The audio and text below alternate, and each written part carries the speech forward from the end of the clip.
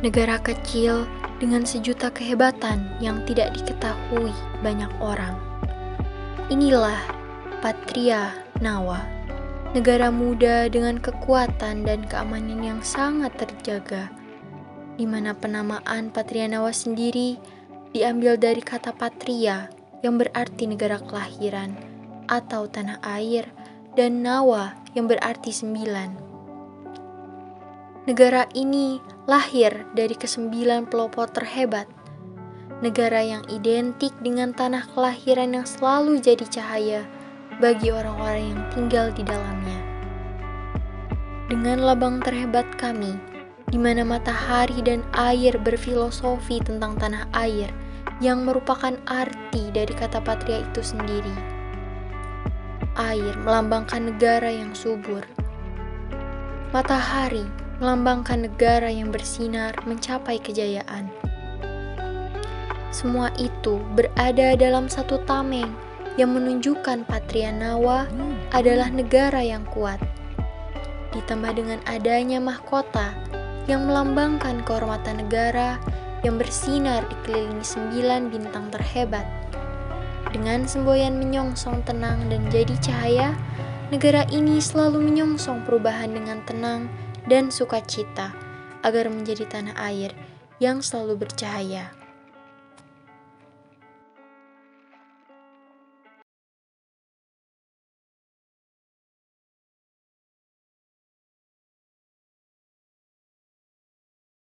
Kami putra putri bangsa, kami warga Patria Nawa, tanah berpijak selembut sutra, air berhias sedamai senja, langit bernaung secerah harap. Inilah negeri Patria Nawa.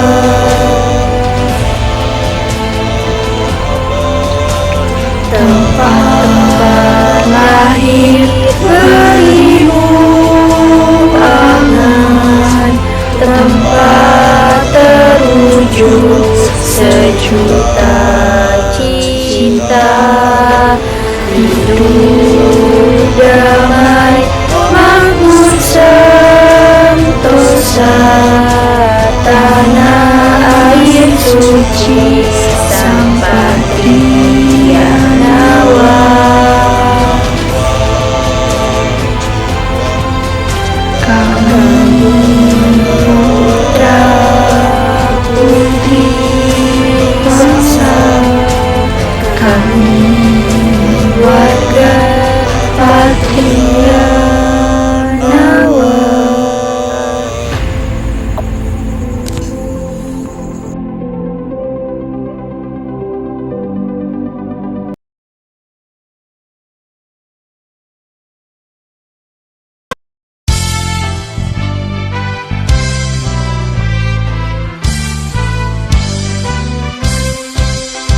Patria Nawa tetap mempersatukan diri dengan nama yang abadi, lahir negara kita.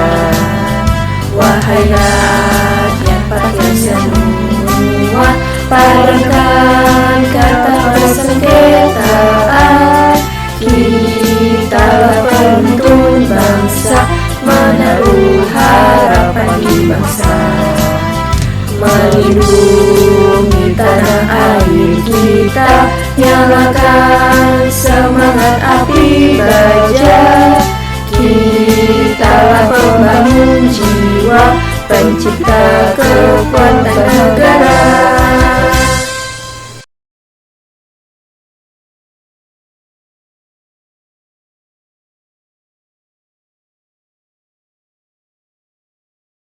Yang pertama ada biografi singkat tokoh Peter Ludwig Berger. Peter Ludwig Berger adalah seorang psikolog yang dikenal karena pekerjaannya di bidang sosiologi pengetahuan, sosiologi agama, penelitian tentang modernisasi, dan kontribusi teoritis pada teori kemasyarakatan. Beliau lahir 17 Maret 1929 dan meninggal 27 Juni 2017 pada umur 88 tahun. Ia dikenal dengan bukunya bersama dengan penulis Thomas Lockman, The Social Construction of Reality, A Treatise in the Sociology of Knowledge di New York tahun 1966, yang dianggap sebagai salah satu buku yang paling berpengaruh dalam sosiologi pengetahuan dan berperan sentral dalam pengembangan konstruksionisme sosial. Buku tersebut dijadikan sebagai buku kelima yang paling berpengaruh yang ditulis di bidang sosiologi selama abad ke-20 oleh International Sociological Association. Selain buku tersebut, beberapa buku lain yang ditulis oleh Berger antara lain Invitation to Sociology, A Humanistic Perspective 1963, A Rumor of Angels, Modern Society and the Rediscovery of the Supernatural 1969, dan The Scarlet Canopy, Elements of a Social Theory of Religion 1967. Berger menghabiskan waktu untuk bekerja sebagai pengajar di The New School for Social Research, Universitas Rutgers, dan Universitas Boston. Berger dilahirkan di Vienna, Austria, kemudian dibesarkan di Wina dan kemudian bermigrasi ke Amerika. Tak lama setelah Perang Dunia Kedua, pada 1949 ia lulus dari Wagner College dengan gelar Bachelor of Art. Sementara pendampingnya, Thomas Lockman, adalah seorang sosiolog dari Slovenia yang mengajar di Jerman. Lahir 14 Oktober 1927 dan meninggal 10 Mei 2016 pada umur yang ke-88 tahun.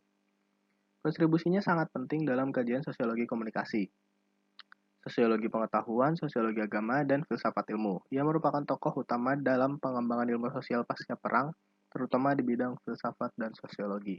Teori konstruksi realitas sosial, di mana menurut KBBI, konstruksi dapat diartikan sebagai suatu susunan atau hubungan ataupun tata letak. Sedangkan realitas sosial dapat diartikan sebagai suatu kenyataan atau fakta yang terjadi dalam kehidupan masyarakat. Namun, konstruksi sosial atau social construction di sini merupakan teori sosiologis kontemporer yang dicetuskan oleh Peter L. Berger dan Thomas Lockman. Di mana teori ini dimaksudkan sebagai suatu kajian sistematis dan teoritis mengenai sosiologi pengetahuan atau penalaran teoritis yang sistematis, bukan sebagai suatu tinjauan historis mengenai perkembangan disiplin ilmu, dan lebih menekankan pada tindakan manusia sebagai pemeran yang kreatif dan sesuai realitas sosialnya. Realitas sosial di sini dapat diartikan sebagai konstruksi sosial yang diciptakan oleh individu, sedangkan individu dapat diartikan sebagai manusia yang bebas yang saling berhubungan satu sama lain. Sehingga konstruksi sosial atas realitas atau social construction of reality dapat didefinisikan sebagai proses sosial melalui tindakan dan interaksi di mana individu menciptakan secara terus-menerus suatu realitas yang dimiliki dan dialami bersama secara subjektif. Asal-usul teori konstruksi realitas sosial, yang mana asal-usul konstruksi realitas sosial tersebut adalah berasal dari filsafat konstruktivisme, yang mana filsafat konstruktivisme itu sendiri adalah salah satu filsafat pengetahuan yang menekankan bahwa pengetahuan seseorang adalah konstruksi manusia. Nah, paradigma konstruktivisme ini yang menjadi akar dari teori ini juga melihat realitas sosial sebagai konstruksi sosial yang diciptakan oleh individu yang merupakan manusia bebas. Individu menjadi penentu dalam dunia sosial yang dikonstruksi berdasarkan kehendaknya, yang dalam banyak hal ini memiliki kebebasan untuk bertindak di luar batas kontrol, struktur, dan peranata sosialnya. Dalam proses sosial, manusia dipandang sebagai pencipta realitas sosial yang relatif bebas di dalam dunia sosialnya. Dalam aliran filsafat, gagasan konstruktivisme telah muncul sejak Socrates menemukan jiwa dalam tubuh manusia dan Plato menemukan akal budi. Gagasan tersebut semakin konkret setelah Aristoteles mengenalkan istilah informasi, relasi, individu, substansi, materi, esensi, dan sebagainya. Ia mengatakan bahwa manusia adalah makhluk sosial. Adapun berikut merupakan 3 bentuk realitas sosial menurut Peter L. Berger dan Thomas Lackman. Yang pertama yaitu realitas sosial objektif, merupakan suatu kompleksitas definisi realitas termasuk ideologi dan keyakinan gejala-gejala sosial seperti tindakan dan tingkah laku yang terjadi dalam kehidupan sehari-hari dan sering dihadapi oleh individu sebagai fakta.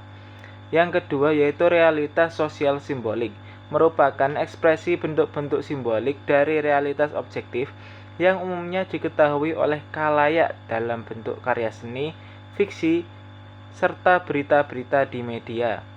Yang ketiga yaitu realitas sosial subjektif, realitas sosial pada individu yang berasal dari realitas sosial objektif dan realitas sosial simbolik, merupakan konstruksi definisi realitas yang dimiliki individu dan dikonstruksi melalui proses internalisasi.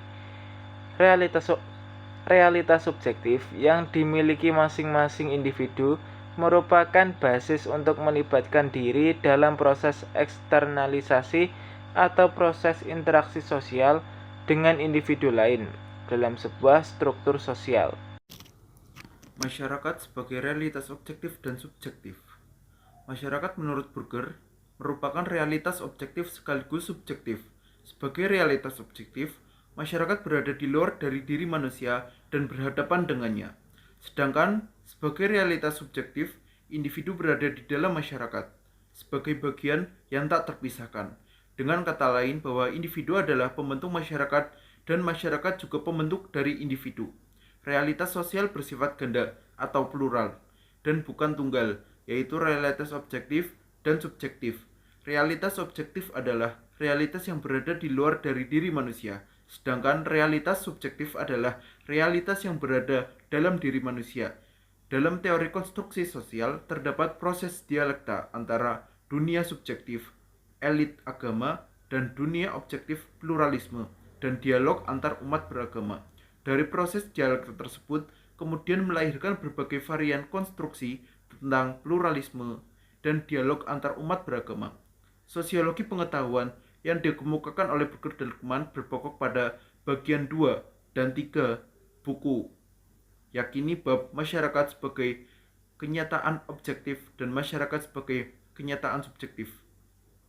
Dalam buku ini membahas tentang 3 topik utama yang sebagai berikut. Yang pertama adalah relasi pengetahuan individu dan sosial. Dalam bukunya tersebut, Berger dan Lackman mengupas tentang adanya 2 objek pokok realitas berkenaan dengan pengetahuan, yaitu realitas objektif sebagai fakta sosial dan realitas subjektif berupa pengetahuan individual. Ada hubungan dialektis antara realitas objektif dengan realitas subjektif. Realitas subjektif berupa pengetahuan individu dan proses menjadi realitas objektif, yakini ketika menjadi pengetahuan bersama. Dalam proses ini berlangsung eksternalisasi, dilanjutkan internalisasi, dan diakhiri dengan penitipan atau skematifikasi. Dalam proses ini bisa dilanjutkan dengan internalisasi dan diakhiri dengan penitipan atau skematifikasi. Dalam proses ini terjadi realitas subjektif yang dinegosiasikan dan ada pula yang dipaksakan. Realitas objektif berlaku umum dan sebagai fakta sosial, ia memiliki kemampuan memaksa sebagaimana hukum fakta sosial menurut Durkheim. Dalam proses terbentuknya realitas objektif, berlangsung proses intersubjektif konsensus, di mana individu sebagai aktor dengan kebebasannya tertentu saling menegosiasikan pengetahuannya, yang pada akhirnya intersubjektif membentuk realitas objektif, baik antara 2 orang maupun lebih. Selanjutnya, yang kedua adalah pengetahuan orang awam sebagai paramount reality. Berger dan Lackman melihat bahwa salah satu kelemahan sosiologi pengetahuan adalah terlalu berkonsentrasi pada teori, yang mana teori tersebut dilahirkan dari kalangan intelektual belaka. Padahal menurutnya hal ini merupakan hal yang minor di masyarakat. Apa yang lebih penting menurut Berger dan Luckman adalah pengetahuan yang eksis dan lahir dari kehidupan sehari-hari. Dengan mengikuti Suits, mereka percaya bahwa inilah realitas yang sesungguhnya atau paramount reality.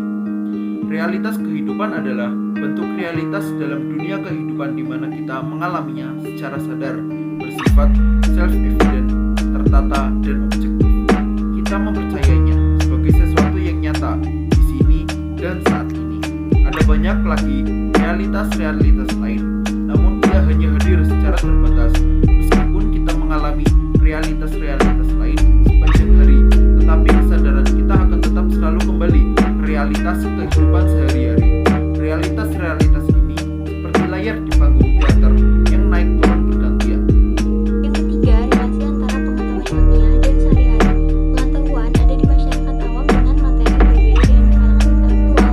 Berger dan Luckman mengamati pengetahuan di masyarakat awam yang digunakan dalam kehidupan sehari-hari ini melalui kacamata fenomenologis.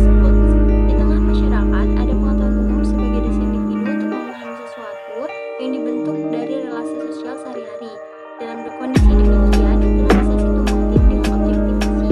Pengetahuan ilmiah tidak sama dengan pengetahuan sehari-hari. Pengetahuan ilmiah dapat diposisikan lebih baik hanya dalam konteks keamanan dan pertanggungjawabkan, sedangkan pengetahuan awam tidak. Pengetahuan ilmiah memiliki derajat refleksi yang lebih tinggi hanya karena dimensi yang jelaslah maka sebuah pengetahuan umum pengetahuan.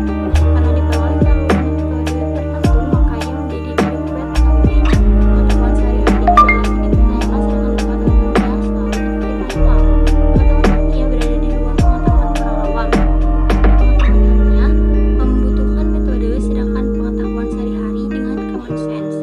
Meskipun berbeda wujud dan media di mana ia eksis, namun antara pengetahuan ilmiah dan pengetahuan sehari-hari juga saling mempengaruhi.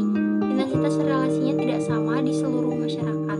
Pada masyarakat yang memposisikan lembaga keilmuan dan intelektual lebih tinggi, maka relasinya menguat. Demikian sebaliknya. Paramount reality inilah inti pemikiran Berger dan Luckman dalam posisinya menganalisa dunia kehidupan. Melalui ini, mereka berharap dapat menjelaskan dan lebih jauh di bab kehidupan sosial. Berger dan Luckman memberi sebutan khusus pada pengetahuan orang awam, yaitu paramount reality. Ini merupakan suatu realitas yang masif, memaksa, dan tidak bisa dihindari. Ia merupakan pengetahuan utama dalam masyarakat. Terbentuknya paramount reality adalah hasil proses kesadaran subjektif individu. Setiap individu memaknai kenyataan sosial sebagai dunia objektif. Dalam proses internalisasi, setiap individu berbeda-beda dalam dimensi penyerapan. Ada yang lebih menyerap aspek ekstern, ada juga yang lebih menyerap bagian intern.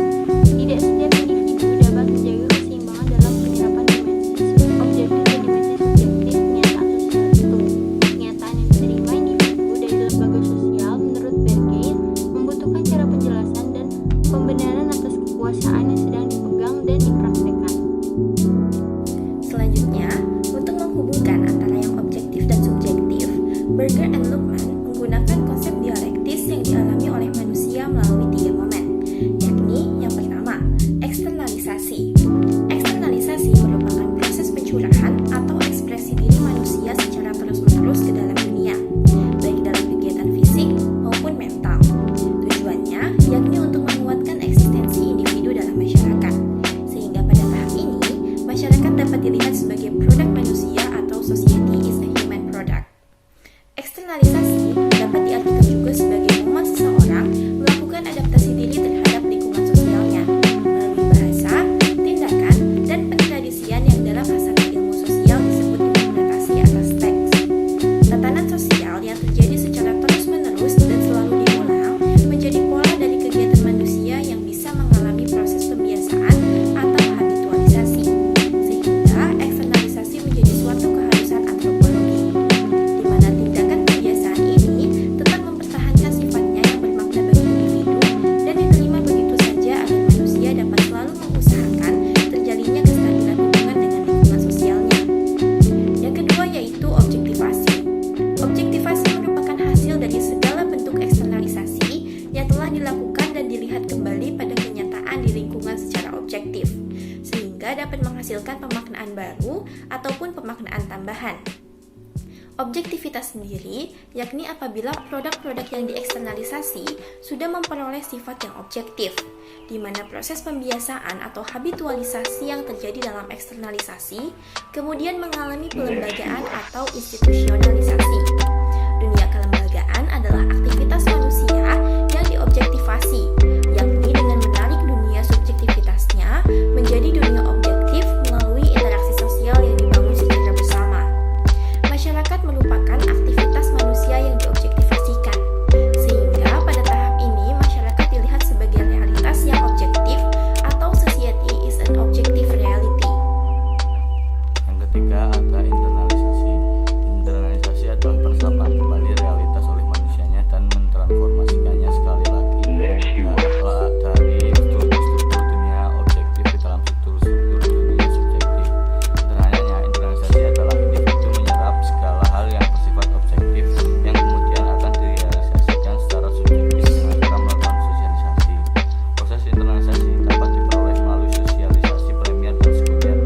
Sosialisasi primer merupakan sosialisasi awal yang dialami individu masa kecil di saat ia diperkenalkan dengan dunia sosial pada individu. Sosialisasi sekunder dialami individu pada usia dewasa dan memasuki dunia publik, juga dunia pekerjaan dalam lingkungan yang lebih luas. Dalam sosialisasi primer lah dunia objektif individu terbentuk.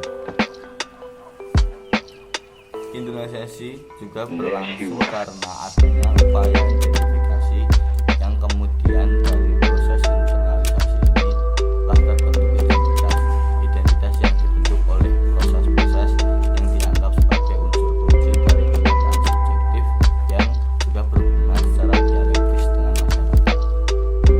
Bentuk-bentuk proses sosial yang terjadi mempengaruhi bentuk identitas seseorang individu, apakah identitas itu dipertahankan, dimodifikasi, atau bentuk ulang. Melalui internalisasi, manusia menjadi hasil dari masyarakat individu dapat membentuk makna dan perilaku baru apabila terdapat nilai-nilai baru yang terdapat di dalamnya. Selanjutnya, dalam buku The Social Construction of Reality karya Berger dan Lachman, terdapat beberapa usaha yang dilakukan Berger untuk mengembalikan hakikat dan peranan sosiologi pengetahuan dalam kerangka pengembangan sosiologi. Yang pertama ialah mendefinisikan kembali pengertian kenyataan dan kesadaran dalam konteks sosial. Teori sosiologi harus mampu menjelaskan bahwa kehidupan masyarakat itu terkonstruksi secara terus-menerus. Gejala sosial masyarakat selalu berproses setiap harinya. Oleh karena itu, fokus perhatian sosial tergali pada bentuk-bentuk penghayatan atau pengalaman kehidupan masyarakat dalam segala aspeknya.